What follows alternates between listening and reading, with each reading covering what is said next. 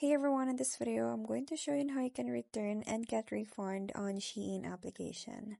So the first thing that you have to do is just open the SHEIN application. So once you're here, go ahead and tap on the Me tab at the bottom and just tap on this View All there. And here, just tap on the Return Item and then tap on Yes. So what you're going to do next is select the item that you want to get refund and tap on the reasons. And then you just have to select any reason from here and then tap on next step. So in here you will be asked a question, so tap on OK. Next is to choose return method.